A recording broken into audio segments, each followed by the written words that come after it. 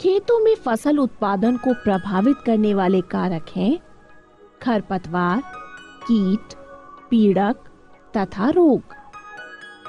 यदि समय पर खरपतवार व पीड़कों को नियंत्रित नहीं किया तो ये फसल को बहुत हानि पहुंचा सकते हैं। वांछित फसल के साथ अवांछित पौधे भोजन, स्थान और प्रकाश के लिए स्पर्धा करते हैं और इस स्पर्धा के दौरान वांछित फसल के पौधों को हानि पहुंचाते हैं। इन अवांछित पौधों को खरपतवार कहते हैं।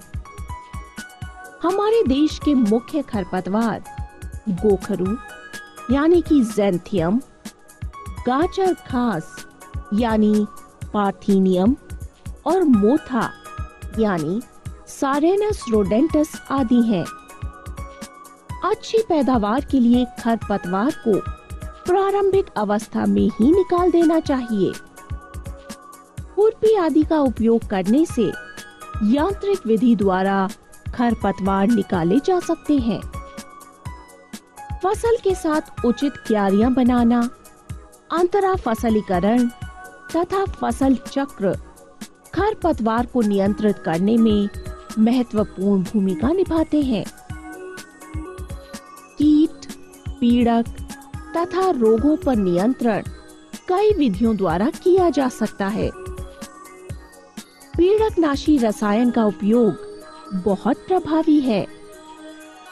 ये रसायन शाकनाशी, कीटनाशी अथवा कवकनाशी हो सकता है।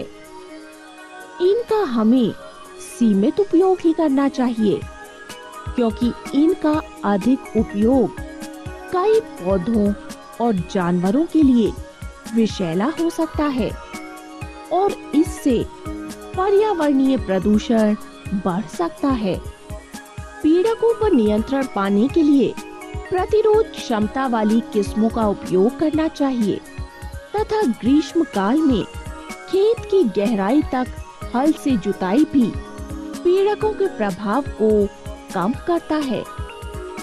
कृषि उत्पाद तैयार हो गया। अब यदि उसके भंडारण में कोई कमी रहती है तो उत्पाद को बहुत हानि हो सकती है। इस हानि के जैविक और अजैविक दोनों ही कारक हो सकते हैं।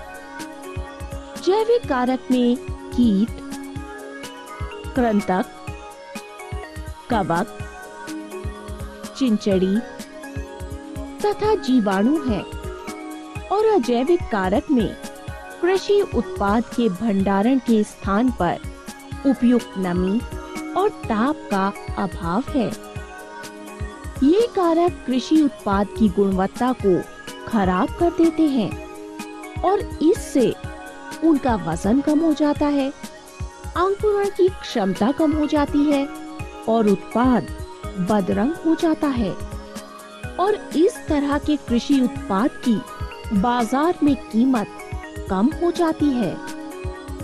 इसके लिए कृषि उत्पाद का उचित उपचार और भंडारण का प्रबंधन होना चाहिए।